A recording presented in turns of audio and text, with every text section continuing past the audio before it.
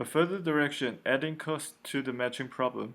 Let's go back to the first problem we discussed in this chapter, bipartite matching. Perfect matchings in a bipartite graph formed a way to model the problem of pairing one kind of object with another, jobs with the machines, for example, but in many settings, there are a large number of possible perfect matchings on the same set of objects, and we'd like a way to express the idea that some perfect matchings may be better than others. The problem. A natural way to formulate a problem based on this notion is to introduce costs. It may be that we incur a certain cost to perform a given job on a given machine, and we like to match jobs with the machines in a way that minimizes the total cost. Or there may be n fire trucks that must be sent to n distinct houses.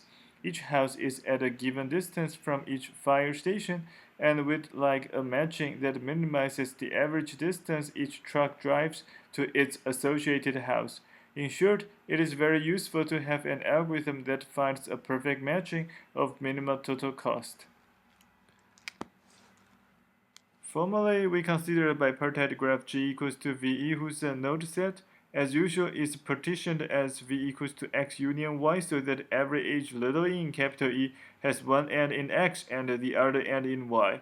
Furthermore, each edge E has a non-negative cost CE. For matching M, we say that the cost of the matching is the total cost of all edges in M. That is, cost of M equals to the summations of CE summing for all E in M. The minimal cost perfect matching problem assumes that the size of X is equal to the size of Y, which is equal to N, and the goal is to find a perfect matching of minimal cost. Designing and analyzing the algorithm. We now describe an efficient algorithm to solve this problem based on the idea of augmenting paths but adapted to take the costs into account. Thus, the algorithm will iteratively construct matchings using I edges for each value of I from 1 to n. We will show that when the algorithm concludes with a matching of size n, it is a minimal cost perfect matching. The high-level structure of the algorithm is quite simple. If we have a minimal cost matching of size I, then we seek an augmenting path to produce a matching of size I plus 1, and rather than looking for any augmenting path as was sufficient in the case without costs, we use the cheapest augmenting path so that the larger matching will also have a minimal cost. Recall the construction of the residual graph used for finding augmenting paths. Let M be a matching. We add two new nodes S and T to the graph. We add edges SX for all nodes little s in capital X that are unmatched, and the edges YT for all nodes little y in capital Y that are unmatched. An edge E equals to XY in E is oriented from X to Y if E is not in the matching M, and from Y to X if E is in M. We will use GM to denote this residual graph. Note that all edges going from Y to X are in the matching M, while the edges going from X to Y are not. Any directed ST path P in the graph GM corresponds to a matching Y larger than M by swapping edges along P. That is, the edges in P from X to Y are added to M, and all edges in P that go from Y to X are deleted from M. As before, we will call a path P in GM an augmenting path, and we say that we augment the matching M using the path P. Now we would like the resulting matching to have as small a cost as possible. To achieve this, we will search for a cheap augmenting path with respect to the following natural costs. The edges leaving S and entering T will have cost 0, and edge E oriented from X to Y will have cost CE, as including this edge in the path means that we add the edge to M, and an edge E oriented from Y to X will have cost minus CE, as including this edge in the path means that we delete the edge from M. We will use cost of P to denote the cost of a path P in GM. The following statement summarizes this construction. 7.61. Let M be a matching and P be a path in GM from S to T. Let M prime be the matching obtained from M by augmenting along P. Then the size of M prime is equals to the size of M plus 1, and the cost of M prime is equals to the cost of M plus cost of P. Given this statement, it is natural to suggest an algorithm to find a minimal cost perfect matching. We iteratively find minimal cost paths in GM and use the paths to augment the matchings. But how can we be sure that the perfect matching we find is of minimal cost? Or even worse, is this algorithm even meaningful? We can only find a minimal cost paths if we know that the graph GM has no negative cycles. Analyzing negative cycles. In fact, understanding the role of negative cycles in GM is the key to analyzing the algorithm. First, consider the case in which M is a perfect matching. Note that in this case, the node S has no leaving agencies and T has no entering agencies in GM, as our matching is perfect, and hence no cycle in GM contains S or T. 7.62. Let M be a perfect matching. If there is a negative cost directed cycle C in GM, then M is not minimal cost. Proof: to see this, we use the cycle C for augmentation, just the same way we used the directed paths to obtain larger matchings. Augmenting M along C involves swapping addresses along C in and out of M. The resulting new perfect matching M prime has cost of M prime equals to the cost of M plus the cost of C, but cost of C is less than 0, and hence M is not of minimal cost. More importantly, the converse of this statement is true as well. So, in fact, a perfect matching M has minimal cost precisely when there is no negative cycle in GM. 7.63. Let M be a perfect matching. If there are no negative cost-directed cycles C in GM, then M is a minimal cost perfect matching.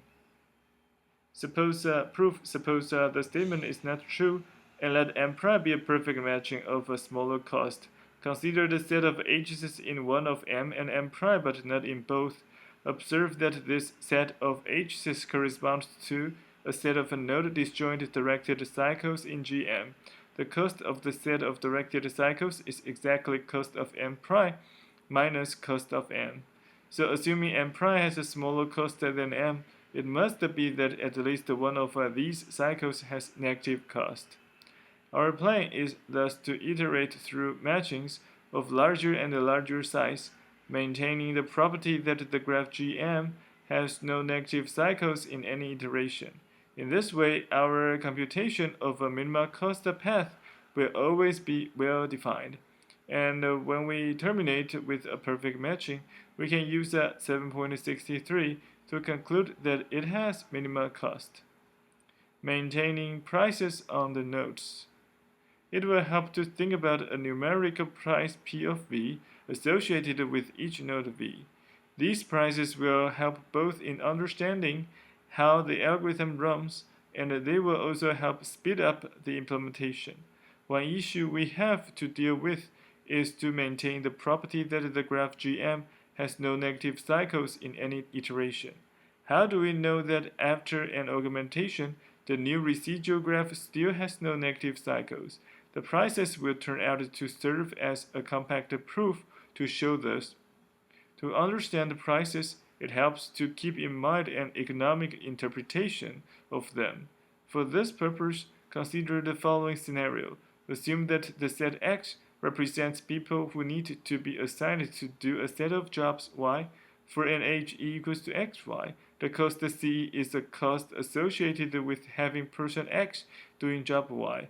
Now we will think of the price P of X as an extra bonus we pay for person X to participate in this system, like a signing bonus. With this in mind, the cost for assigning person X to do job Y will become P of X plus CE. On the other hand, we will think of the price P of Y for nodes little y and capital Y as a reward or value gained by taking care of job Y, no matter which person in X takes care of it. This way, the net cost of assigning person X to do job Y becomes P of X plus C1 minus P of Y. This is the cost of hiring X for a bonus of P of X, having him do job Y for a cost of CE, and then cashing in on the reward P of Y. We will call this the reduced cost of an HE equals to XY, and denoted by CE to the P equals to P of X plus CE minus P of Y. However, it is important to keep in mind that only the costs CE are part of the problem description. The prices, bonuses, and rewards will be a way to think about our solution. Specifically, we say that a set of numbers, the set P of V such that little v is in capital V, forms a set of compatible prices with respect to a matching M if 1. For all unmatched nodes little x in capital X, we have P of X equals to 0.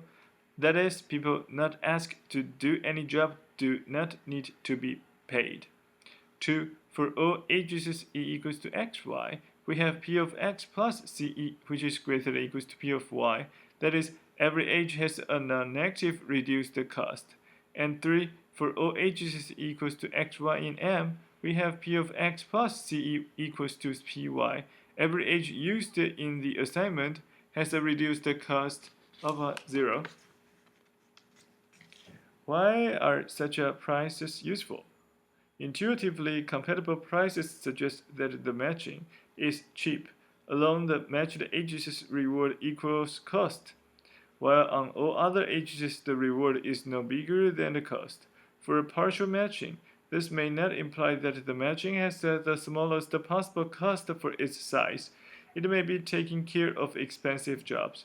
However, we claim that if M is any matching for which there exists a set of compatible prices, then GM has no negative cycles. For a perfect matching M, this will imply that M is of minimal cost by 7.63.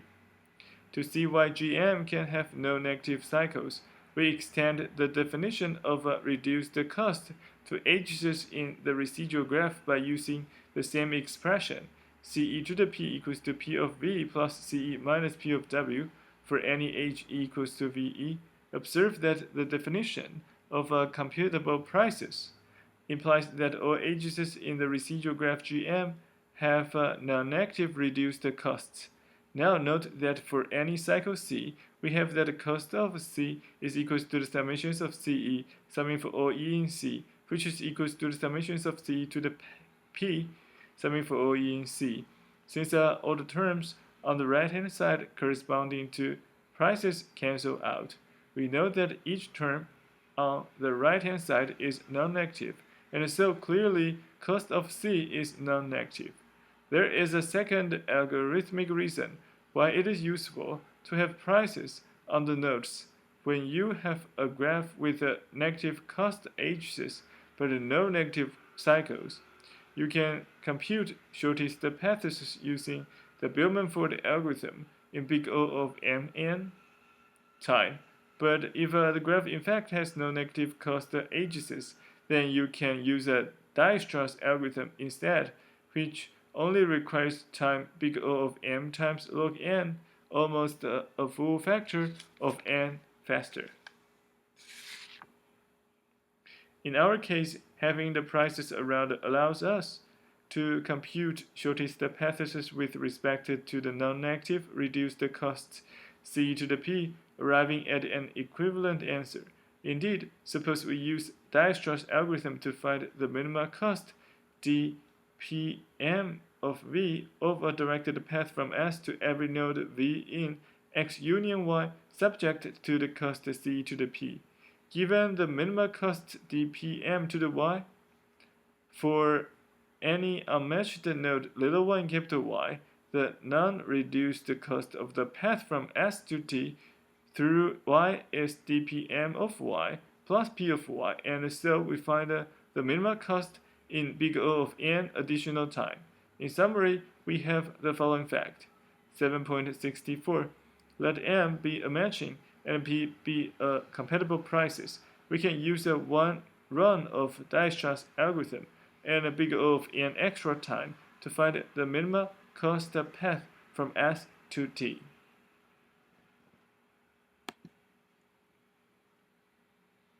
update the node prices. We took advantage of the prices to improve one iteration of the algorithm. In order to be ready for the next iteration, we need not only the minimal cost path to get the next matching, but also a way to produce a set of compatible prices with respect to the new matching.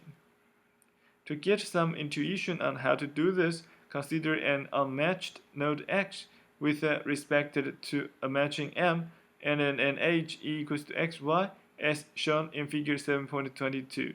If the new matching M prime includes HE, that is, if E is on the augmenting path we use to update the matching, then we will want to have the reduced cost of this H to be 0.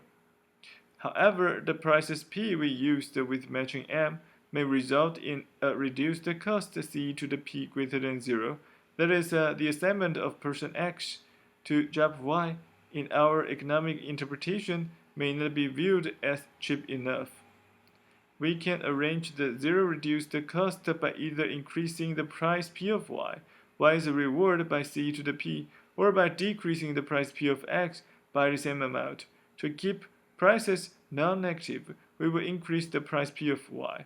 However, the node Y may be matched in the matching M to some other node X prime via an HE prime equals to X prime Y, as shown in figure 7.22. Increasing the reward P of Y decreases the reduced cost of HE prime to negative, and hence the prices are no longer compatible.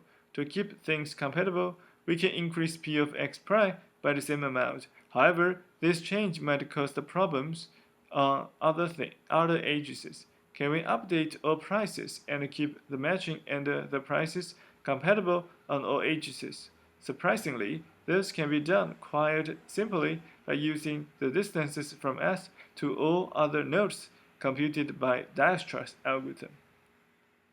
7.65. Let M be a matching, let P be the compatible prices, and let M prime be a matching obtained by augmenting along the minimal cost path from S to T. Then P prime of V is equals to dPm of V plus P of V is a compatible set of prices for M prime. Proof. To prove the compatibility, consider first an H equals to X prime Y in M. The only H entering X prime is the directed H Y X prime, and hence dPm of X prime is equals to dPm of Y minus E CE to the P, where CE to the P is equals to P of Y plus CE minus P of X prime. And thus we get the desired equation on such ages. Next, consider ages xy in M prime minus M. These ages are along the minimal cost path from S to T, and hence they satisfy dPm of Y is equals to dPm of X plus C to the P as desired. Finally, we get the required inequality for all other ages, since all ages equals to xy not in M must satisfy dPm of Y is less than equals to dPm of X plus C to the P.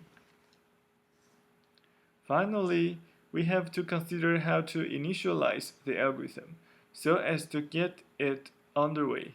We initialize M to be the empty set, define P of X equals to 0 for all little x in capital X, and define P of Y for all little y in capital Y to be the minimal cost of an H entering Y. Note that these prices are compatible with respect to M equals to infinity. We summarize the algorithm as follows. Start with M equal to the empty set. Define P of X equals to 0 for all little x in capital X, and P of Y equals to the minima of CE for all little y in capital Y, where the minima is taken among all E into Y. While M is not a perfect matching, find a minima cost ST path P in GM using 7.64 with prices P then augment along P to produce a new matching M prime. Now the next step is to find a set of compatible prices with respect to M prime via 7.65. Then we enter the while.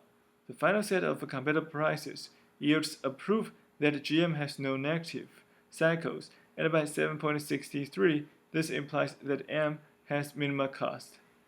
7.66. The minimal cost of perfect matching can be found in the time required for n shortest path computations with a non-negative age length, with a non-negative extensions, age length, and economic interpretation of the prices.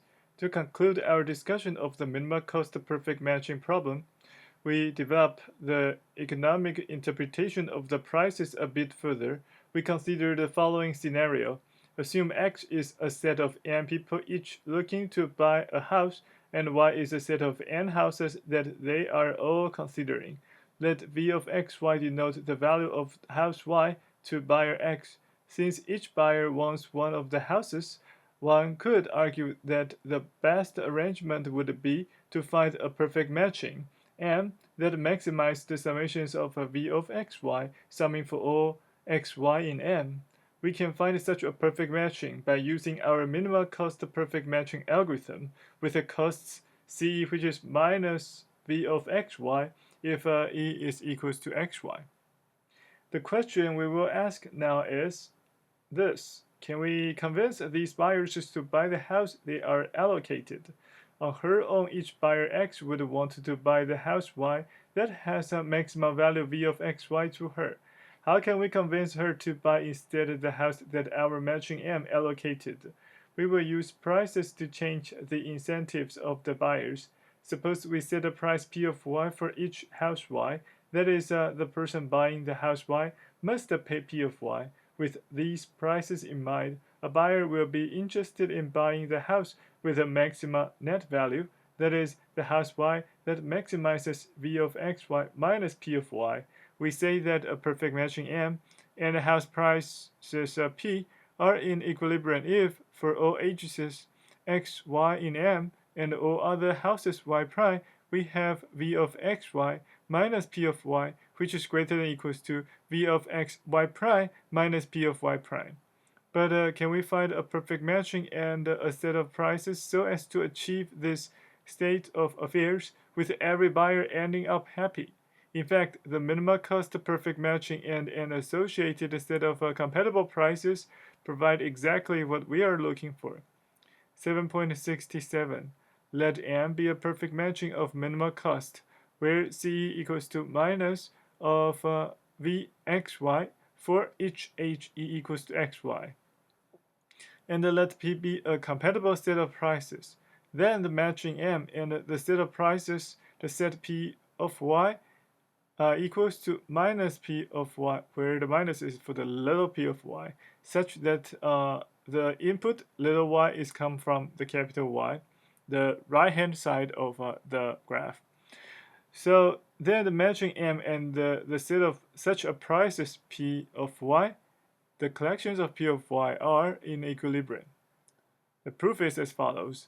Consider an H equals to xy in M and let E prime equals to xy prime. Since M and P are compatible, we have P of x plus CE equals to Py, and P of x plus C prime greater than or equals to P of y prime. Subtracting these two inequalities to cancel P of x and substituting the values of P and C, we get the desired inequality in the definition of equilibrium.